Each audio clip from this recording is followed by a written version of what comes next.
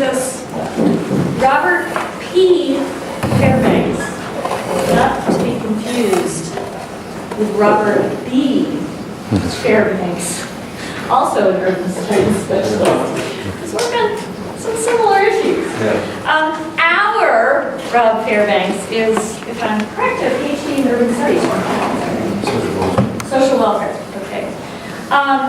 And he's come back to us after a stint in social welfare at University of Chicago. He's currently teaching in the urban studies program at Penn and also at Bryn Mawr in the sociology department. So he's a man of many talents. Rob is the author of How It Works, Recovering Citizens in Post-Welfare Philadelphia from the University of Chicago Press in 2009. And the paper that he's going to present today draws on some of the work that he conducted for that book, but I think does a really nice job linking it up to some of the larger concerns that this faculty workshop this year has been grappling with about how we understand social rights in this period of transition and transformation out of something and into something else, which I guess Rob will talk to us more about. When he sees the something and the something else being. Our discussant today, I'm delighted that Roger Smith, who directs the DCC program, and is also Christopher H. Brown, Distinguished Professor of Political Science. He's very distinguished. He even says so in his title. Rogers has offered to be the discussant for this paper, which would be terrific. So thanks again for coming, and I look forward to a great discussion. Rob, take it away. Okay, stand. Sure, you can do whatever you like. All right. Thanks everyone for coming immediately following spring break. And hopefully this isn't too much of a cold shower return. I'm going to try as much as possible to take the chair's prerogative of the workshop format. I'm coming from Chicago.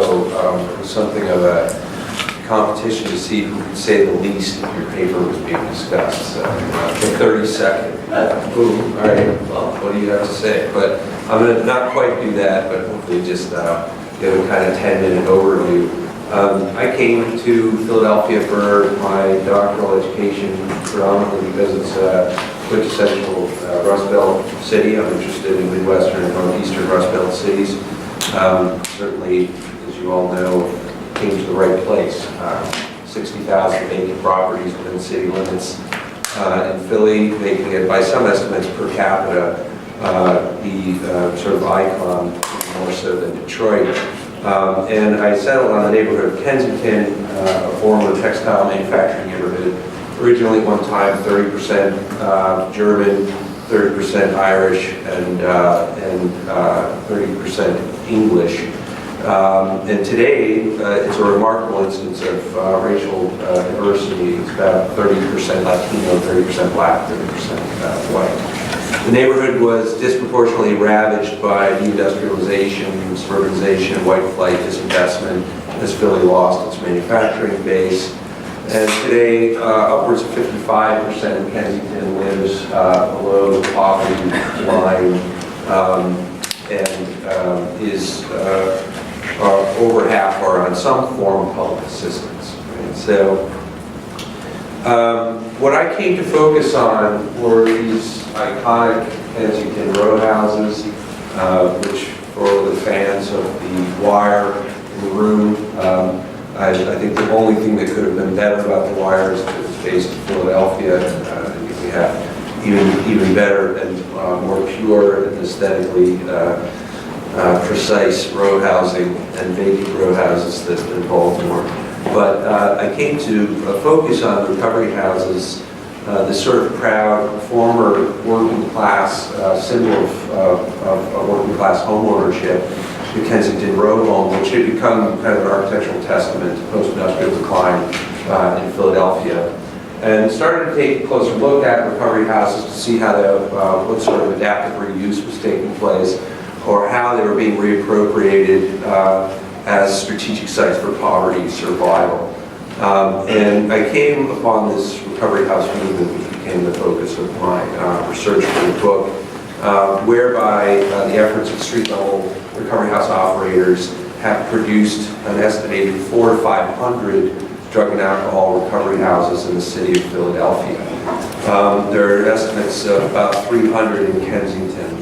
There are also many located in North Philadelphia, particularly to the west side of Broad, up in the 20s, some in the west, in West Philly, and in the southwest as well, and up in Germantown. These are not unlike communal housing strategies or halfway programs for addicts found in other cities. What's unique about them is the volume, the number of the houses, and the fact that they're run almost entirely by non-professional recovering addicts.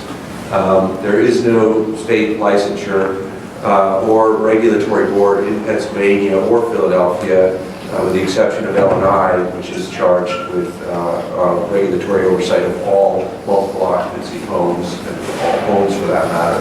But for recovery houses proper, there is no licensure or regulatory board in the state of Pennsylvania, so they've developed without or primarily outside the realm of formal government oversight, and what I've conceived of elsewhere is the kind of shadow of the welfare state, or maybe even the shadow of the welfare state, for those who think of the shadow state in the kind of Lester Solomon, Jennifer Walsh, and nonprofit kind of way. An intricate referral system grew in conjunction with the movement to draw literally thousands of addicts from New York City, from Newark, New Jersey, which has what is often referred to as the NJPA pipeline, where hospitals and detoxes purchase one-way New Jersey transit tickets or Greyhound bus tickets for addicts to come down into Kensington to get clean and sober. Baltimore has similar networks. I field work with it several times. A van will go down to Baltimore to the same street corner every Saturday morning. If you're on the lam or on the run from your family, friends, woman, gang, whatever, you can get out of Baltimore and come up into Kensington and get clean. Most recently, Puerto Rico, through town governments and churches, have started to pool money for one-way airfare for addicts to come up into Kensington. And there is a cluster of so-called Spanish houses, where Spanish is the primary spoken language.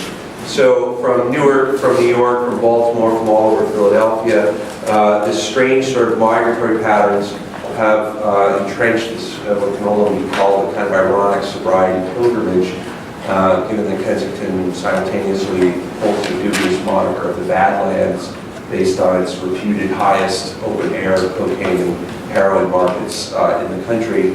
And certainly there are people that end up fluctuating from one side of this recovery economy, right? In fact, I saw a lot of women come down from Newark that upon relapse would very quickly fall into prostitution underneath the L tracks and to support rehab. With very few exceptions, recovery houses themselves function without formal city or state funding, and they do this simply by pooling the public assistance benefits of addicts. The simple model here is you can get into a row home like this, or you can outright purchase one. This is a house across from Malik's, my key informant. The woman was holding out. Here's an old white woman wanting $10,000 for the house. She was offered $8,000 and wouldn't take it. But the point being, you can get in these houses very cheaply, or at least you could 10 years ago, and I think you still can, or rent one for anywhere from $300 to $500. So a small recovery house like this would be 2 bedrooms, one in the front, one in the back. 10 guys come in. The owner of the recovery house collects what's called their access card, which is where their general assistance benefits used to get deposited every month, right? The first of the month they get $205 a month in cash assistance, which gets swiped in a bank machine. So even a small house, you got 10 guys, $2,000 coming in. All the food budget is covered on a collectivized food stamp budget that the house uses. And you can see how you get the kind of economy happening here that can become, at the very least, sustainable, if not profitable, particularly if you accumulate 10, 12, 15 houses under one program name, like something like One Day at a Time. And this actually happens with right here, right there. So recovery house owners have generated sustainable economies that kind of combine the food and shelter of outdoor relief welfare benefits with the self-help wisdom of 12-step.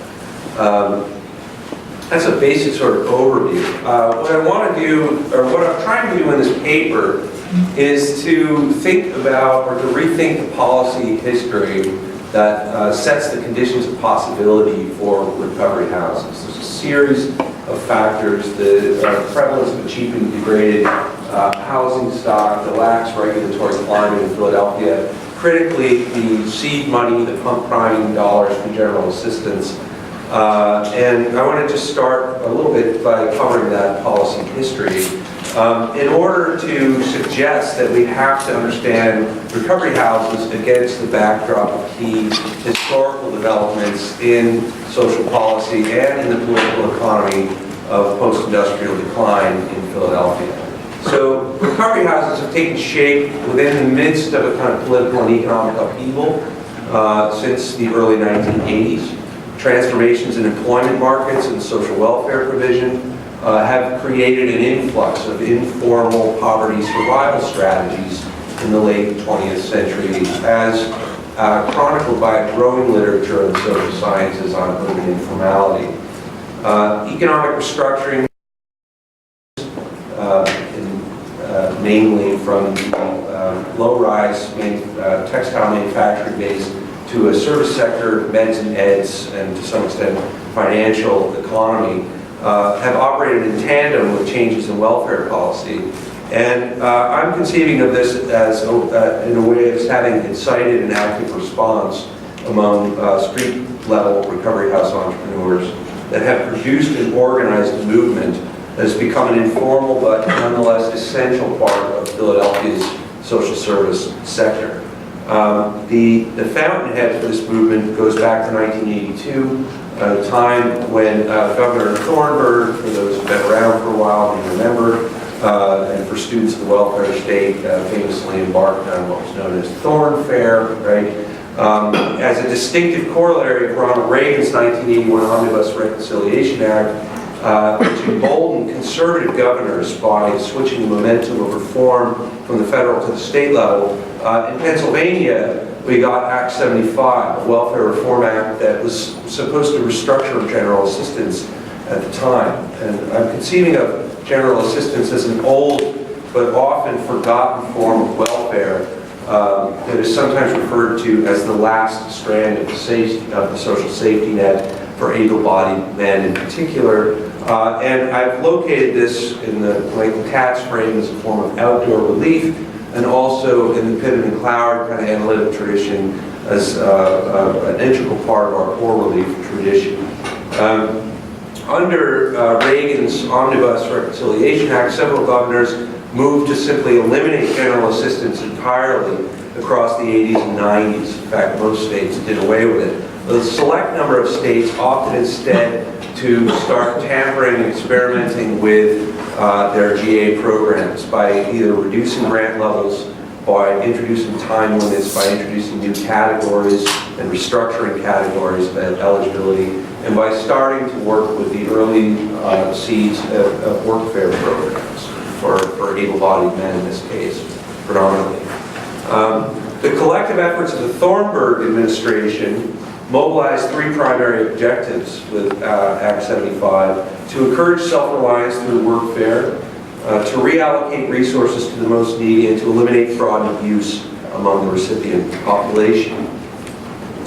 There was a fight on the House floor in Harrisburg, and as a result of that, the needy substance abuser category was born in 1982 for general assistance, and it helped to accommodate each of Thornburg's objectives, right? Under the state's newest category of destitution, addicts and alcoholics were declared temporarily unemployable and therefore decommodified in the labor market sense, and eligible to receive cash assistance, food stamps, and limited medical assistance for what was supposed to be 9 months, right, over a course of a lifetime. They were exempted from employment or training requirements for workfare, provided that they enrolled in formal treatment, in outpatient treatment, which is no trivial thing. Intensive outpatient treatment is about 9 hours a week, right? And it's quite stringently monitored, also because of community behavioral health in Philadelphia, which is a form of Medicaid managed care. that requires that you have a body in front of you to get paid. So there's great sort of pressure on social service providers and outpatient treatment centers to actually arrange with recovery houses. If you send me a van full of 15 guys 3 days a week, we'll arrange some sort of kickback, right? Otherwise, you know, get paid. So outpatient drug and alcohol treatment in the formal sector, this is not the recovery houses, right? But in the formal treatment center is a huge part of the also development since the passage of Act 75 in 1982. So as a last strand of the safety net, in the 80s, general assistance was down, but not out in Pennsylvania under Thornburg's reforms. And its survival across the 80s and 90s is no small matter. This became a kind of vestigial form of outdoor relief that survived, which did not happen in many states. In the 80s and 90s, of course, as Michael Katz has shown, this was also an area in which Philadelphia scoured the landscape for sources of new revenue.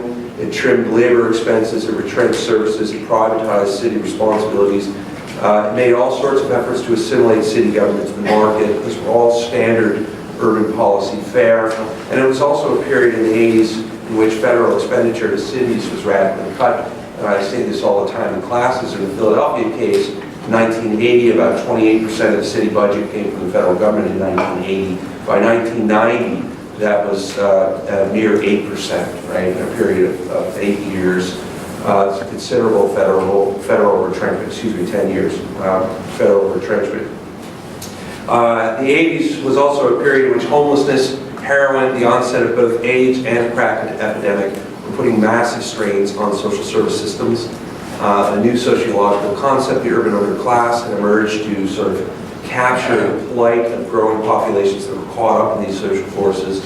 And for mayors and governors alike, growing populations or balancing the objectives of retrenchment with the increasing fiscal and health crises in cities was more than arduous. And in this climate, general assistance survived as a form of outdoor relief, as a program of last resort. Particularly when we pick up again some themes that Michael Katz talks about, is the contemporary period of welfare reform, as the tripartite victory of the war on dependency, the devolution of public authority, and the growing reliance on market models for public policy. Now, I argue in the book that general assistance survived due to its minimal budget outlays. It costs virtually nothing. Its decentralized administration, and its relatively small or insignificant caseloads comprised mostly of single males that nobody really pays much attention to. Its unapologetically punitive benefit levels, which by the way did not change from 1982 to 2012, 205 ahead, right? That amount did change. I think the food stamps went from 139 to 159, a very generous outpouring in 30 years to adjust for inflation. So the refusal, the survival of this, combined with the refusal to increase benefits, suggests how the program accommodates, facilitates, and even accelerates policy logics of fiscal austerity. And even more important for our purposes here today, the unintended or very least inadvertent consequences of welfare reform in Pennsylvania in 1982, whereby historically general assistance and other cash programs have been seen to inevitably seed flexible and informal economies of subsistence, and the recovery house system is a classic example of this. But there's also a sense in which history, while there may be echoes and tendencies, never repeats itself, right? These are historically novel and geographically specific form of welfare economy or poverty survival that has grown up since the early 80s in conjunction with a number of conjunctural factors. All right.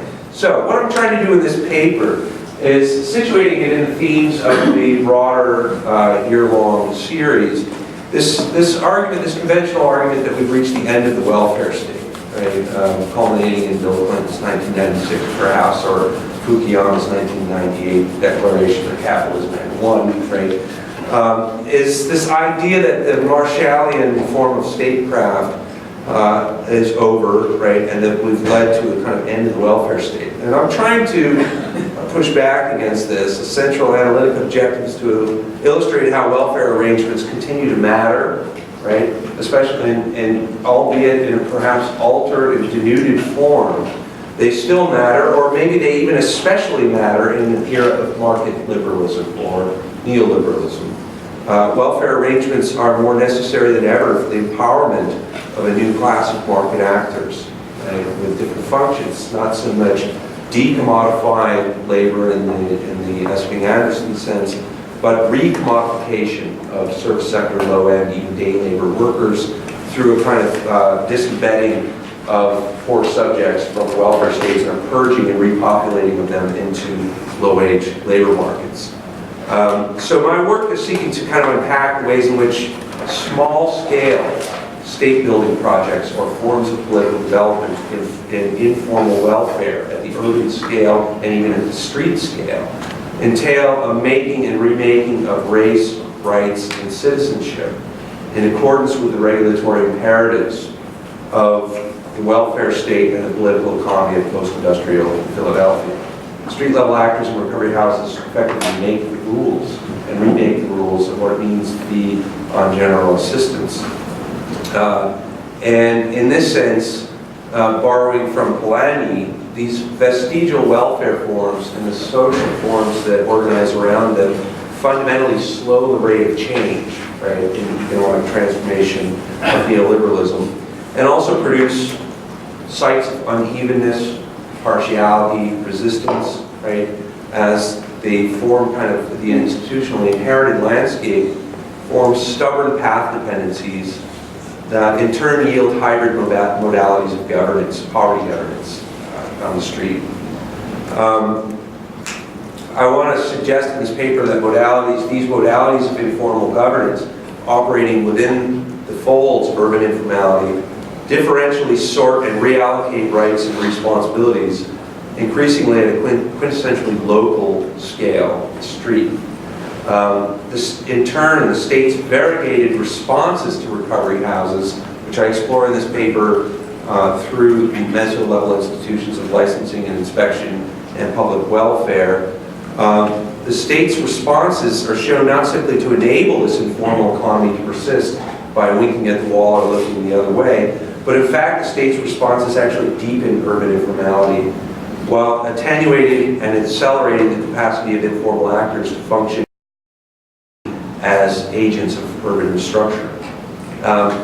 So I want to suggest that urban informality here becomes both an effective retrenchment, welfare state retrenchment, and an instrument of an ever-transforming matrix of state regulatory power. In the book I describe how, rather than being unregulated, guys living in recovery houses get inevitably caught up in any number of regulatory nets, from the prison system most frequently to child welfare system and back paternal payments to the behavioral health system itself through radical and pervasive urine screening to low-wage day labor markets to the low-wage service sector market itself. So there's all sorts of recovery, and the recovery house matrix represents a troubled site of regulation on several fronts. But what I ultimately want to be able to do in capitalizing on the workshop format of the paper is to consider the extent to which Governor Tom Corbett's, I could say, the only way I could say is sort of ham-fisted cutting of general assistance in 2012, because I can't quite make sense of it in any sort of rational frame. It just simply didn't make sense. 4,000 people a night were sleeping in recovery houses for peanuts, you know, and to cut that is just a sort of draconian measure that doesn't to me accord, at least at the outset, with any sort of political rationality. But it does further suggest how informal welfare entrepreneurialism that initially granted a sort of residual right to live, you know, thinking about this in the Speenhamlin sense, the revocation of this actually accelerates the rate of change of creating marketized subjects, or maybe even street-level hustlers. In Polanyi's famous case of discussing Speenhamlin, further pauperization ultimately result in proletarianization and protections through trade unionism and welfare state building. I'm a little bit, of course, less optimistic about what may develop after the general assistance welfare cuts in the post-industrial economy of Philadelphia. So ultimately, I'm trying to think of ways that possibly recast Polanyi's notion of the double movement in this paper, and would love to discuss further the implications of the general assistance cuts, or how this reorganizes or prompts us to rethink the scene of the Kensington Recovery House. So I think that's more than enough for me. Thanks.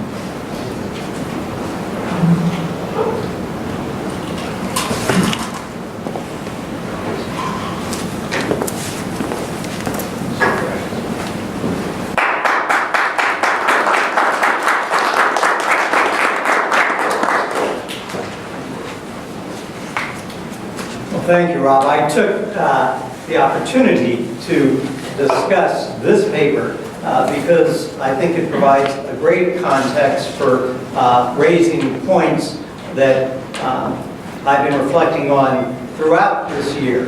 Rob's paper reaffirms how, contrary to the expectations of T.H. Marshall that the modern state would provide substantial social rights to all citizens, including rights to health care, housing, and education that would balance out the inequalities of the capitalist system. Today, the rise of neoliberal economic and social policies means that many social services are being cut, especially for poor people, making the gulf between richer and poorer citizens in terms of resources, power, and social status more stark. But the central contribution of this paper, I think, goes beyond suggesting that we should see the rise of informal, unlicensed, unregulated recovery houses run by former addicts and funded at very low levels through the public aid given to the addicts. We should see it as a product of the rise of neoliberal social and economic policies cutting back on public services generally, yes. But Rob's distinctive argument here is that we should also recognize that the pertinent neoliberal policies operate as a cheap and effective new system of state regulation of these populations. If the recovery house operators are doing a good enough job that neither their neighbors nor those they are serving complain, and the addicts don't get involved in substantial new criminal activities, then government agencies either tacitly assist the recovery houses or just have no cognizance of them, let them be. But if those things are not true, that the state of the recovery house buildings leads to disasters or draws neighborly complaints, if the addicts, the recovery houses profess to assist, make trouble in one way or another, perhaps resorting to crime, then either the licensing and inspection agency or police actions may occur. The recovery house operators live in fear of this happening. So they generally try to do a respectable job of providing a setting where addicts can pursue self-help programs that will, if all goes well, lead them back to being productive and therefore respectable citizens. I find this argument that there's a kind of regulatory function here persuasive. And I want to build on it to raise some points that will culminate in a question for Rob as part of a larger question for us all. The one point in which I would demur a little from Rob's presentation of his argument, or more precisely, where I would ask for more to be said, is when he portrays these developments as part of the broader political imperatives of post-industrial capitalism. I worried that phrase by itself may be heard as suggesting that this is a story simply about economic interests, about capitalist exploitation, and I'm worried that that interpretation may miss something important that's going on that I believe is essential for effective political challenges to this form of neoliberal regulation, for those of us interested in challenging this kind of neoliberal regulation. This neoliberal regulation is, after all, not driven directly by economic profit motives. Post-industrial capitalism doesn't directly profit from the activities of the recovery houses. I understand the recovery house operators get a little money, the addicts are turned into commodities for them, but the recovery house operators are not major players in post-industrial capitalism. I think it's more correct to say that post-industrial capitalism is, through these kinds of activities, relieved of burdens of providing any support for this population. It saves money on them, but it doesn't make money off them. But just to say that it's saving, that the powers that be are saving money on these folks, persuasive as that is, fails to explain this continuing impulse to regulate the recovery house operators and the addicts they serve. They are tolerated, even tacitly assisted, when they are working in self-reliant ways toward greater permanent self-reliance. They're policed only when they seem to be visibly failing in that work. But why regulate them at all if the only point is to save money? Why not just ignore and abandon them entirely? They're not likely to prove any great threat to the economic interests of post-industrial capitalism. I suggest the answer may be that these regulatory impulses are part of the political project that serves to legitimate neoliberal policies, a project that involves reinforcing those forms of social morality that believe people can only become and remain moral, understood as productive and therefore respectable, through self-help rather than outside aid. Outside aid, as Polanyi's account of the Spielman experience was said to show by many at the time, outside aid degrades people, as Paul Ryan has recently reasserted. And as Rob contends, such views of social morality have long presented themselves as supported by a scientific understanding of human nature, which presents people as naturally self-interested and as likely to succumb to the temptation to live off others if they can get away with it. Only when tempered by the harsh market necessities to make themselves productively or be impoverished will they do so reliably. And only insofar as they show themselves to be doing so will neoliberal state agencies tolerate and even tacitly cooperate with their activities. If they appear to be showing instead that self-help efforts are not being attempted or are not working, they need to be stopped. I think that's the neoliberal political and necessarily moral project that the regulation that Rob rightly perceives represents. And it's necessarily a moral project because it is believed that self-help is the only reliable road to progress that gives moral legitimacy to these measures. They would seem cruel otherwise. I also want to note that in Rob's account, both many of the workers in the Spinoland experience and many of the recovery house operators and inhabitants here in modern Philadelphia appear to agree with this moral belief. They too accept that aid can degrade, that self-help and not extensive state aid is the only way human beings can really be improved. This is not only a convenient belief of elites, though it undoubtedly is that. It's a belief that many ordinary people conclude is confirmed by their own observations and experiences, which is one reason they're willing to believe it represents a kind of scientific economic law grounded in the realities of human nature. And I want to add, perhaps more provocatively, it's a belief that clearly has some truth to it. Most of us would probably acknowledge that sometimes it has taken the threat of major economic hardships or losses to motivate us to do our work and do it well. And vain creatures that we are, we can readily imagine that this is probably even more true for most other people. The point I'm getting at is that this self-story works as moral legitimation for neoliberalism, as it has often worked to legitimate denials of social assistance in previous periods, in significant measure because most people, including most of the disadvantaged as well as the advantaged, see at least a couple of grains of truth in it.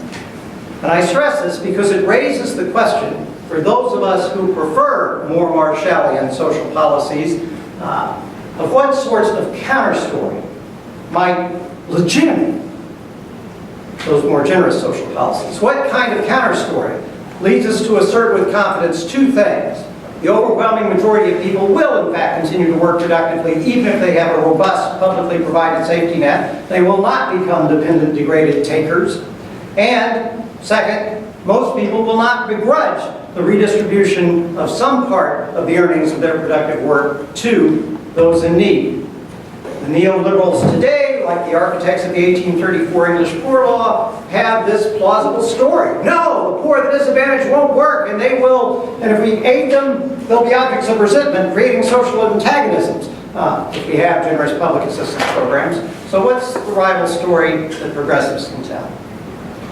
There are a lot of options, but frankly, today, none look especially promising. As in Spinoza, there are religious traditions that both present productive work as worthwhile because it's evidence of one's worthiness in the eyes of God, and to present aid to others as a religious duty. But only a minority of progressives can genuinely express belief in such religious traditions today. As in Britain at the end of World War II, when Marshall wrote, there are also nationalist traditions that present working hard as noble service to the nation and contributing to others as parts of patriotic citizenship. But again, many progressives today are wary of the chauvinistic dangers of nationalism. Neoliberal economics can be countered with Keynesian economics. Public aid promotes consumption that helps the economy grow. But this doesn't really provide an answer to the claim that public aid produces degrading dependence. We can connect social rights to human rights, grounded on human dignity. But the neoliberals can and do claim that they're the true champions of human dignity, and the concept of human dignity doesn't clearly resolve that debate.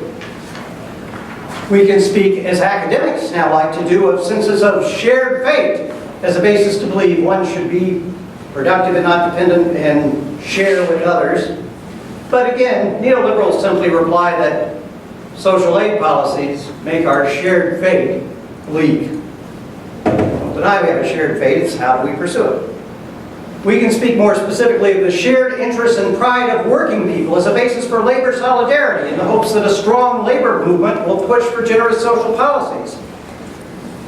But the dominant American labor tradition has been to push harder for workplace benefits for members than for generous legislated social policies, and still more importantly, those labor endeavors are enfeebled and embattled today.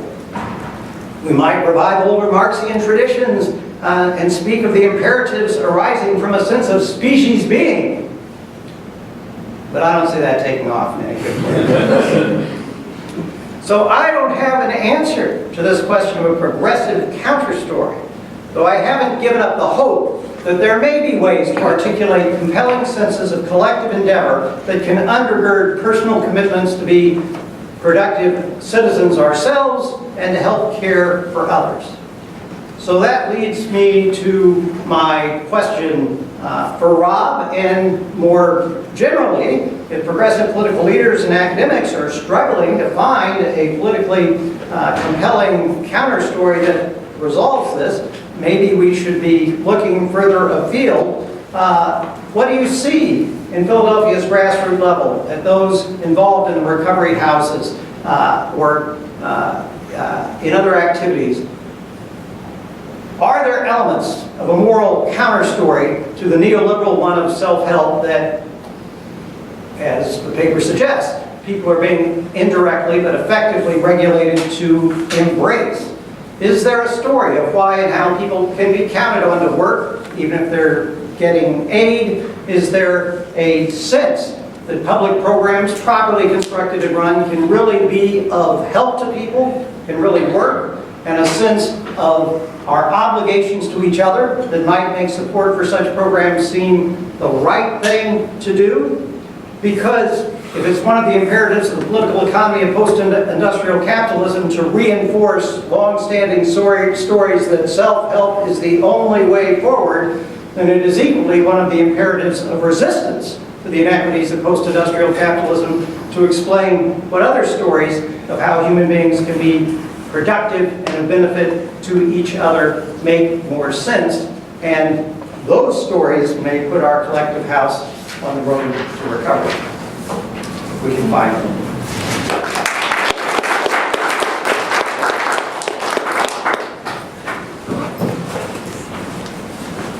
You want to go to the apple? You're supposed to chair. I'm supposed to chair, but I was so busy listening and enjoying. Rob, do you want to respond to Roger's comments, or would you rather take? We can take some, yeah, is it all right to open up a little bit and see? History is very important in understanding the present, and you mentioned Porter has come back at the welfare cash payments. But we have to go into the Pennsylvania legislature in the history. David P. Richardson Jr. was an African-American legislator for Germantown. And through the 70s and early and 80s, 90s, he was chairman of the welfare committee in the House in Pennsylvania. His uncle was Dr. Robinson, who was a real scholar in African-American history and African history. And Dave was very grounded on standing up and fighting for minorities, welfare recipients, and the poor. And all those attempts, even when there were Republican governors, to cut welfare benefits in Pennsylvania, Dave was chairman of the committee. They could never get it through. Through the 70s, 80s, Dave unfortunately died of a heart attack in the early 90s. He was chairman of the Black Caucus. And I would suggest that what Thornburg did probably came out of Dave Richardson, out of his committee, even though Thornburg may have received the credit presently. But I really believe it came dollars and donuts from Dave and his initiative and his ideas and commitment. So if we look at the present, the House is controlled by the Republicans in Pennsylvania. There's nobody to block anything today. So it's very easy if you have a Republican governor to get things through that can cut welfare benefits. So I just want to give you that history to understand the present and what the political realities are in the House of Pennsylvania. Well, I try to come in a little late, but definitely found this fascinating, especially somebody who's really interested in Lyman's argument, and I want to pursue that. But I want to pick up Roger's challenge to try to come up with a narrative for progressives, and I was intrigued by the role that you emphasize for regulation. And it seems to me that maybe there's an opportunity in the gap between the discourse about the need to regulate welfare benefits so that we are not exploited by underhanded and shiftless shirkers, and the neoliberal discourse on regulation when it comes to white-collar crime and Wall Street and banking. So where all of a sudden the regulators are the bad guys not letting the system work, and yes, maybe people cut corners, but after all, that's what capitalism is all about. Is there any way to leverage the fact that there is in neoliberalism this anti-regulatory, very strong anti-regulatory position in order to exploit that rhetoric for a better purpose? Yeah. So I think probably it's best for me to try to give an answer to this relative to my own history since the book came out. I mean, I was invited to the Drexel Public Policy Forum to come in and speak on the book to city folks, right? Politicians, elected officials.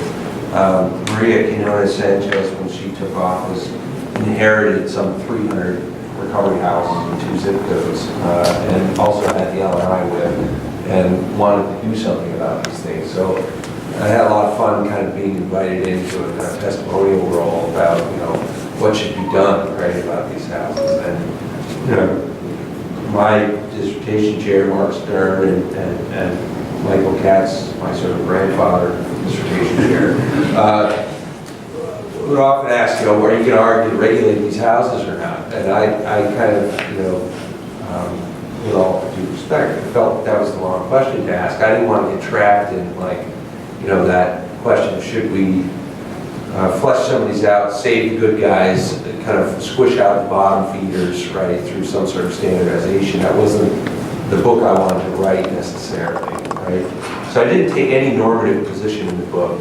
And the whole purpose of the book is, if I could say this without it, I was just to sort of try to open up the whole thing so that it can breathe, right, and all of its contradictory messiness, right?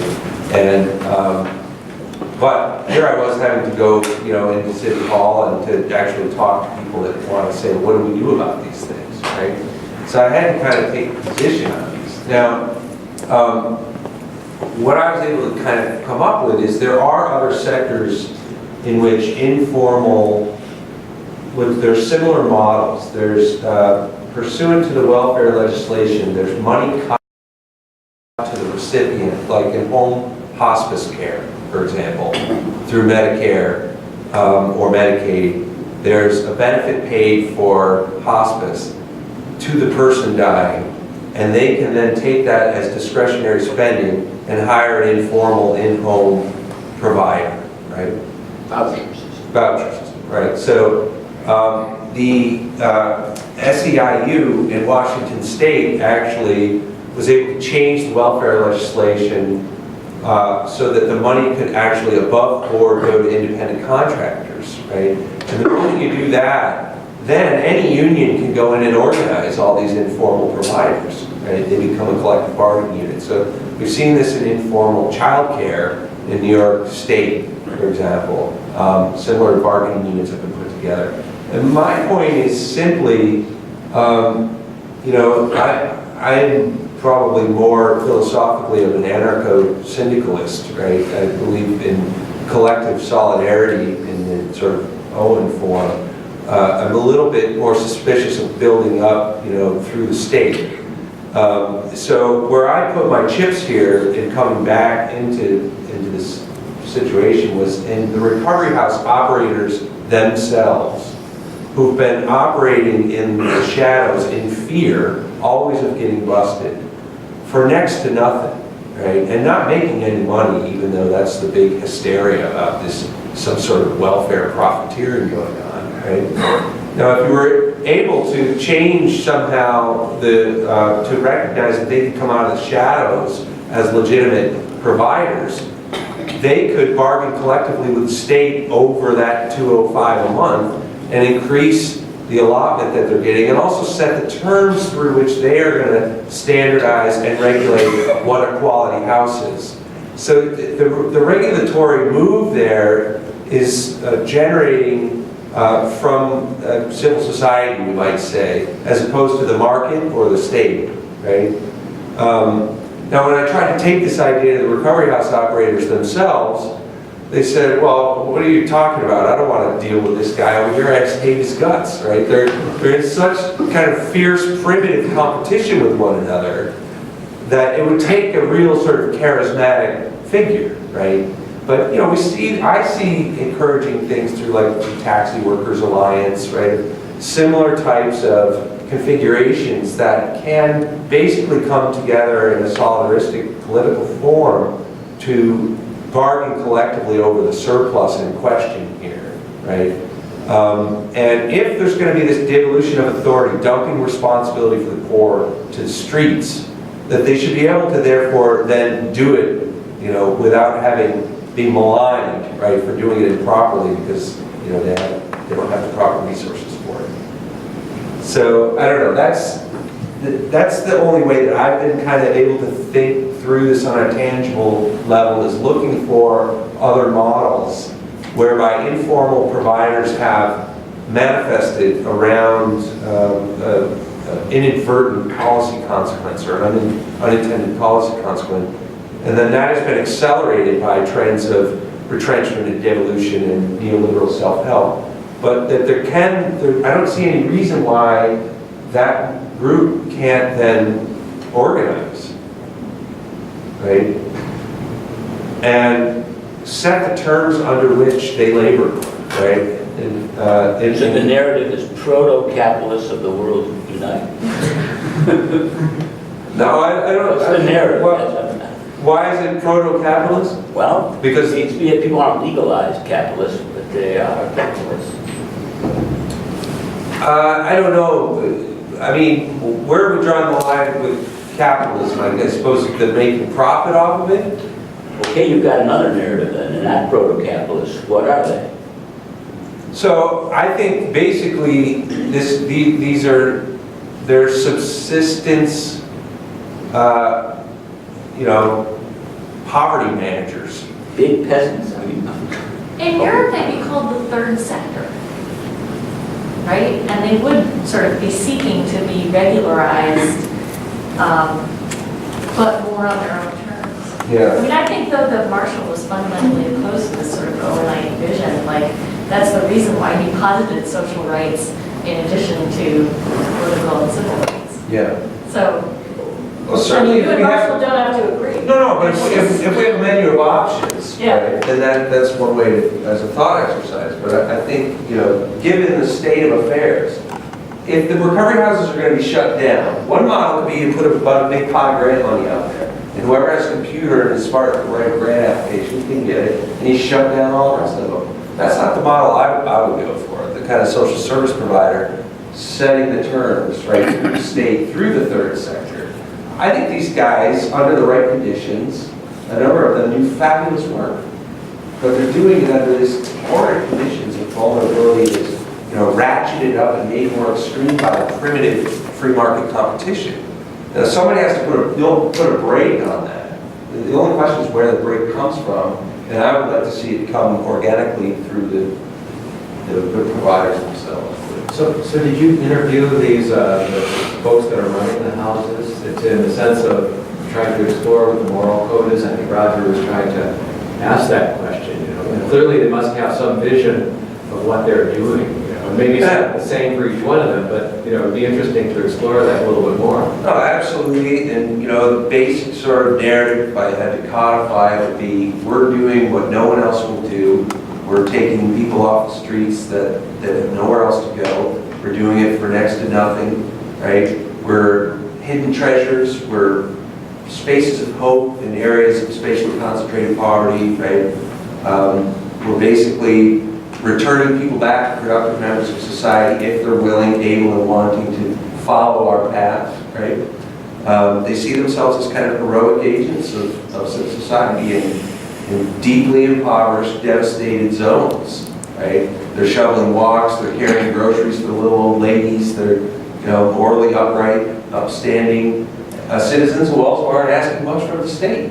So there's no doubt you would have to shift their consciousness, right? I mean, if you were so inclined, right? I'm not saying you would have to, but they're not at all thinking along the lines of, any sort of class consciousness in the conventional sense. They're aiders and abettors in a sense by the basic sort of narrative they're carrying. But I think what complicates this, though, so radically is the question of drug and alcohol recovery, right? Which for Malik, the key informant who was an operator in my book, he was a black nationalist, took a Muslim name in the early 70s in prison. He took part in the Newark riots. Right? He lived through a very different political time. But for him, the most radical rupture in his life was his recovery. Right? That was the fact that he didn't have to shoot dope anymore, and that he wasn't physically sick to the point where he had to go rob people to keep from getting violently ill. Was the most emancipatory transformation he had ever experienced in his life. And that, it's hard to contend with that, the immediacy of those effects, right? With respect to, what Oscar Wilde says of socialism, it requires too many evenings, right? So once an addict experiences that transformation, right, and they're emboldened to try to give this thing back, that's a very powerful narrative, and it's not always a transitional one either towards something else, right?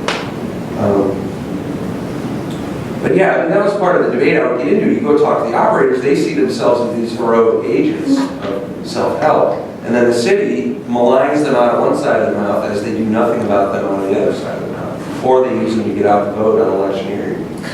Right? That's great. That's a nice detail. You should put that in this paper. Other questions or comments? Mark? Just in terms of Roger's question, in terms of what you were saying, it strikes me that you're saying does self-help itself provide a basis for reviewing the narrative, so that it doesn't just become a narrative of like isolated individuals like finding their own way, but that, what are the conditions under which self-help can succeed and how that might lead to, on the one hand, kind of some sort of, I'm not going to say class consciousness, but some sort of notion of being part of some collective. And then on the other hand, maybe demands on the state to provide conditions under which self-help might succeed. But I don't know, it just, while you were talking, because it seemed like you were trying to work with some bottom-up way of putting this together, but I don't know. Yeah. No, I mean, I'm operating under the scenario that if there's going to be pressure to reform these houses, like when I got brought in, Leona Sanchez wanted to shut these things down. There was a debate about, and there has been at various moments in history, is this a municipal issue? Does Philadelphia have to shut them down, or is set a licensure? It's basically going to circle the wagons, right? It will create barriers to entry for the marketplace to squeeze out the bottom feeders in some way and create a legitimate pool of professionals. If that pressure is going to come down, my thing is, that's going to send running all of the shady characters, and the ones who are more endowed to play the social service provision game are going to be able to step up and do that. That's certainly one way to go, right? It's not necessarily the way I would want it to go. And I think a lot of the operators, if they could overcome so significant obstacles and barriers that self-help atomizes them, and I think really the primitive competition for bodies in the houses is what it's about. Because to keep your lights on or to turn a profit, you got to stay full. And the population living in these houses is chronically unstable. People relapse, they rip and run, they take off. So they compete to husband and fill their beds, basically. So there's a lot of deep-seated hatred among the operators that you'd have to somehow be able to overcome. I think I don't know, I haven't thought this through entirely, but what's interesting is the 12-step tradition of a collective, the collective group being more important than any one individual, could perhaps, but the fact that the 12 steps are accompanied by the 12 traditions, which set out and designate an inherently apolitical space, refusing to take a position on outside issues, right? And it's also doesn't have any money involved, creates a kind of power vacuum by design that solidarity and self-help recovery doesn't necessarily translate into a political traction, right? So you would have to have, I think, under threat of these things dying, which now we've already lived through, some sort of, it seems to me, charismatic figure or figures that through just good old-fashioned organizing conversations could convince people that it's in their own best interests to stand shoulder to shoulder, right, and to form some sort of bulwark against either the state that's going to shut them down or the market that's going to cannibalize the thing, right? And so just some more description. When you think about this from the perspective of the people receiving the services, and not from the perspective of the people that are owning the houses. Right. Okay, so I just wanted to do that one for a minute. So it is clear that the places are generally fire traps. no, I wouldn't say generally, as much as maybe anything north of our street. I don't know, it has potential to, or south has potential to be a fire trap, right? I mean, there's But I mean, there are fires. all kinds of codes are not met. Yes. All kinds of disability or architecture is not present, Right. and so on and so forth, right? So, and these whoever these people are, either proto-capitalist or proto-anarcho-syndicalist or whatever, they aren't offering, are they, a collective process for determining how the services are provided.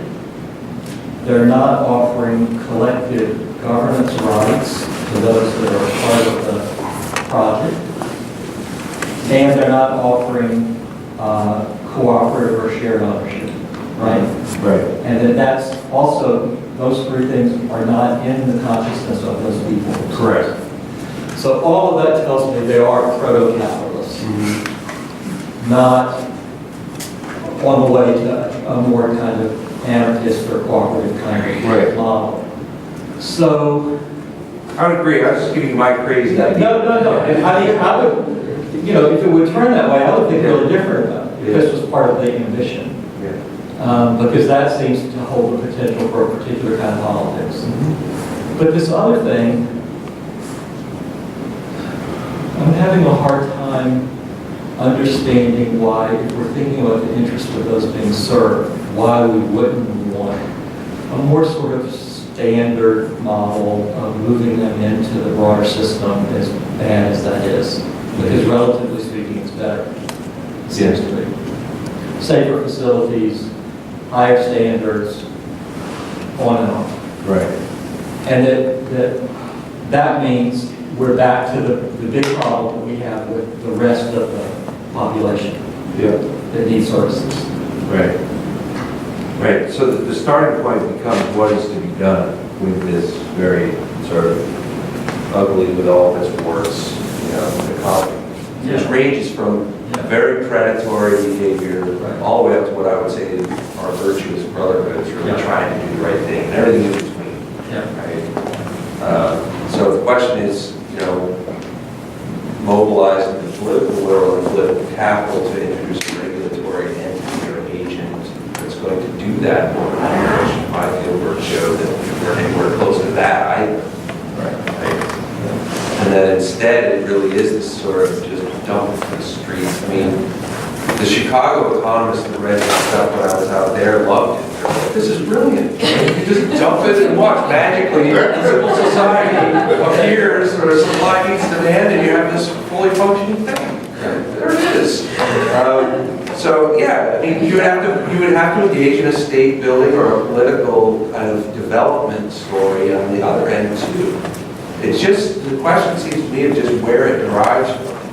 Civil society, state, or market, and of course civil society can attack many different ways. Jeff? I'm curious about the Foucaultian angle you take in the paper, because one of the main emphasis that you're making is that what we're seeing is not just the failure of neoliberal marketization and reduction of resources, but the failure of what regulation remains. The regulatory bodies are too meager and ineffectual. And so that even though they're ostensibly these spaces under the L&I and the public welfare regulation, in effect, they're really not being monitored with any consistency or effectivity. If that's the case, why is it also true, as you seem to want to say, that these spaces or these people, and it's important I guess which, that spaces or people are being surveyed? I would think that would be one problem they wouldn't be having, would be being targets of mass surveillance or having the right entities registered in this Foucaultian fashion. Well, I'm not saying mass surveillance. I'm saying very selective, strictly fraud and fire, right? That's about the only instances, or media exposés of a recovery house turning into a crack house or a brothel, right? So it's very selective, not a universal surveillance of this, that's mostly been devolved to the operators themselves. And the objects of the surveillance would be then the spaces, right? Not the individualities. I think that's probably right. Yeah, code linked to the code violation. I suppose that ultimately will land in some property owner's lap, right? It's a zoning, and right. I mean, you start out the narrative talking about zoning, Yeah. Right. which suggests that it really is about space. Yeah. But the kinds of fraud and abuse that get exposed go beyond not needing the building code, as the kind of examples you just gave. And that plays into I think a story that instead of contributing to the recovery of acts in good civil society, facilitating self-help fashion, they're nasty in other ways. And they're concerned about those, that discrediting of self-help efforts, I think, in addition to fire code violations when they become too visible. Yeah, there's a very interesting moment relative to the other types of fraud, which is welfare fraud, where I believe my key informant got caught, had his welfare benefits cut off while running a recovery house. And the reason was the welfare agent heard just rumors that he was doing great in front of his house and everything. He was making money. So the violation was not making money. You could do that until your heart's content, filling the house full of 15 guys on welfare. It's the fact that he was on welfare and getting undisclosed income. And when he tried to protest it, the welfare agent said, well, you're better off. Don't you want to work for yourself? Like, go be the real entrepreneur with a final push, right, into, often asking anything in the state. So welfare fraud also became a recurring kind of theme here. Again, that's policing conformity with the self-help. I'm curious, what was Malik's response to that attempt to turn him into a fully actualized market participant? Yeah, at that point, he didn't take the final step. They could just say, well, that was a good run while it lasted. I mean, we're talking 205 a month. Right. But he did, he also bragged too about he made good use of that. He got himself clean and sober. He was like one of 100 guys, I think, estimated did that. But yeah, he didn't pursue it too much further than that, and kind of felt himself maybe better off himself finding that exit.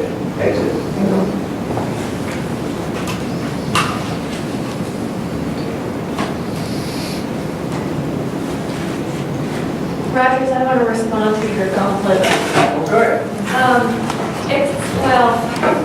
So my reading of the European welfare state experience is that you build the institutions first, and then you develop the collective consciousness that's really robust enough to support them.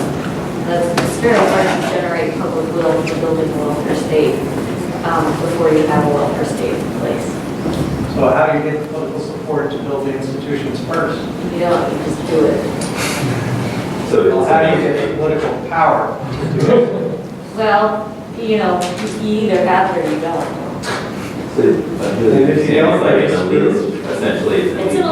It's an elite project, and for fairly contingent reasons, elites either have the political power and other resources to get the job done at a moment when there's a window of opportunity, or they don't.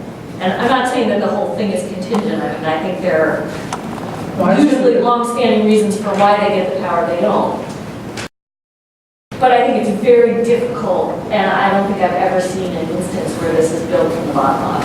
Well, I think to get the power to build on the part of the elites, there has to be a massive discrediting of the failing geopolitical story, which happens periodically. Right. And happened version of it in the Great Depression. Right. And then you can get leaders feel they have space and have the will for change. But it is quite striking that the current near-depression, very limited recovery has thus far not produced any substantial political will for change. Instead, when we started moving that direction, we got a counter-reaction. I think that's probably the norm. Maybe, so we need a really big depression or something. Yeah, or other catastrophe. Or To the right, moving aspect of the welfare state, these have to get much, much worse. Yeah, you know, you gotta. Well, this is consistent with the arguments I made about the circumstances for racial progress in America. Yeah, I mean, Extreme so, duress. But another way of putting what you're saying is that this wouldn't go on here, that this type of situation, that for people in an analogous circumstance is much better. well, I think where you see it is in, I mean, there are welfare states in Europe where sort of this level, this sort of outdoor relief, that sort of the very lowest level is just not well developed. And so, you know, in Greece or parts of southern Italy, you will definitely see this sort of urban informality, no question. But sort of in the heartland of the, you know, continental or Scandinavian welfare state, no, I don't really see it. You know, maybe in immigrant communities, in really marginalized urban. I was just going to try and sharpen Roger's point a little bit. So it seems like the progressive liberal doesn't need to respond to the neoliberal. They doesn't need to argue against it, right? They can say, yeah, there is this kind of detrimental effect to aid, but it's the best we can do, less than another program. So maybe the best thing to do is have the state as a employer of last resort, right? But insofar as those programs aren't there, well then, we still want to avoid the horrible case of these people being destitute. So it's a bad option, but we still take it as it is now and hope for something better in the future, something that does create people that are self-sufficient and independent. So it doesn't seem like the progressive liberal has to challenge the neoliberal point and accept it. Well, it's not a very rousing, uplifting story, but I do take your point. Even then, though, you have to, you need a narrative, and to some degree, Rob's providing one, that suggests that bad as they are, liberal aid policies are really better than the neoliberal alternative. And you have to show that because a lot of people don't believe it. The neoliberal story is no, the liberal aid policies are contributing to the problem, they're not the solution. And that even if they're not contributing directly to the economic problem, they're sort of a moral canker, Right. you know, and that they will eat out the nation from within if left. I think you have to contend with that very real fear. Well, I think it's, I mean, you can recognize that there is an evil involved without recognizing it as a whole works. So yeah, there's costs, but it's not a whole situation. Hey, it could be worse, that's defense.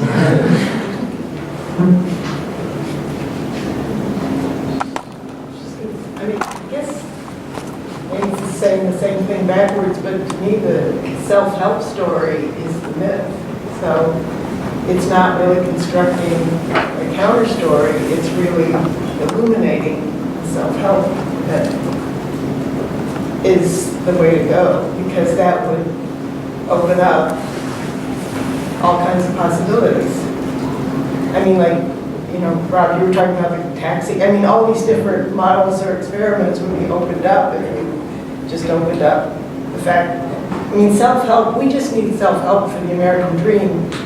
Otherwise, people can't be super rich. But the rest of everybody, I mean, everybody knows there really are no self-made individuals. You just sort of have to open that up. Oh, that's, to me, that's the story, not the counter story. And that the thing to take for granted is that we're all collective products, and that just told all the stories. Just make that the kind of There definitely has to be a negative role, and maybe that's all we can do.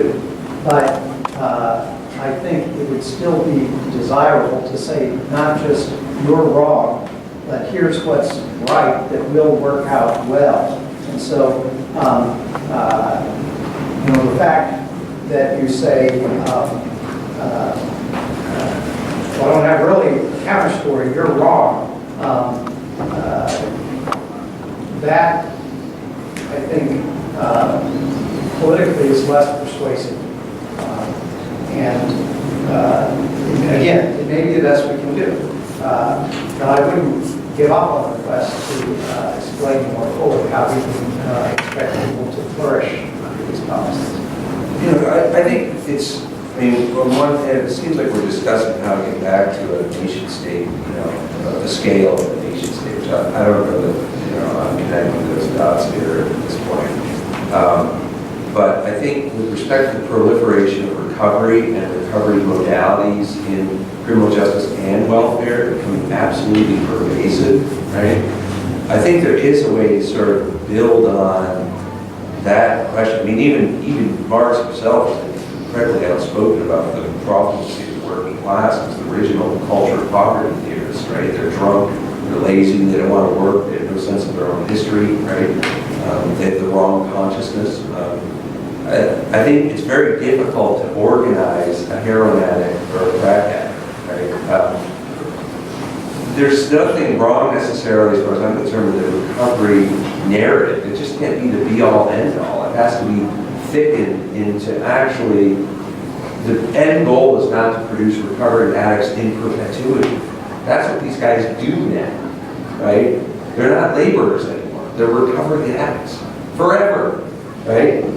They're either going into schools and doing scared straight, or they're paraprofessionals, or they're, you know, doing the AA circuit, right? I mean, that's got to be thickened somehow, right? That, I don't have any issue with it, but all by itself and left denuded in a kind of atomized, self-help, kind of primitive, marketized economy is very pernicious, right? But it can be built upon it's fortified, I think, by a fresh ethos that expands the lens a little bit about what happens when you're sober 10 years and you're still living at K&A. Not that there's anything wrong with living at K&A, but, you know, there may be if you can't gain employment there, ever, right? Yeah. I'm wondering how the sort of medical narrative of addiction and recovery interacts with more social narratives about why people are addicts and how they recover in this population. Because it seems like part of your hope for having this having more homegrown operators run these places is a hope that that the sort of more social model of what addiction and recovery means might come to the fore. Whereas if you have heavy state regulation, it's going to turn it into a very medicalized, and which is also a very atomizing understanding of what addiction and recovery means. Or a social worker led, right? Right. Yeah. Right. So, I mean, again, I don't think the conditions are present for an alternative to that. But if I had to put my chips on one sector to do the work I would like to see happen, I think, you know, some sort of organic development, you know, and it would require very similar steps of, you know, squeezing out bottom feeders, creating barriers to entry. That's unavoidable, right? But to the extent that the substantive consciousness for that can be somehow generated in a way that branches out to social aspects, right? Employment, education, you know, neighborhood service. So do you think that the operators or the residents or the clients of these recovery houses have a fundamentally different view of addiction and recovery from what you would see among social workers, for example, or are they thinking about it in the same way? The only difference I would say is, you know, maybe they're more, and I do think there is a difference in how people maybe know fears of addiction, but they're certainly more slanted towards the 12-step version than the professional outpatient social work version. I do think, you know, there's maybe nuanced differences to some, but I definitely, I think that they are very conscious of the fact that where else could you live for $205 a month and eat 3 times a day with no worries about first, last security deposit, right? I mean, there is a sense that these guys are catching and collectively pooling resources in a way that, you know, it's not just the addiction, right? And these are decidedly destitute addicts. right? So inherently, there is a sort of wraparound consciousness that's happening. That's done by them, you know.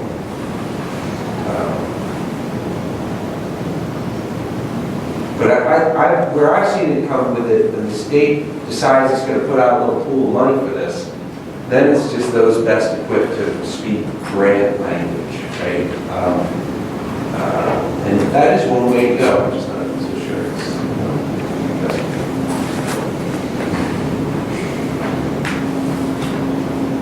I would try. You are that. You got yours. I know our grants.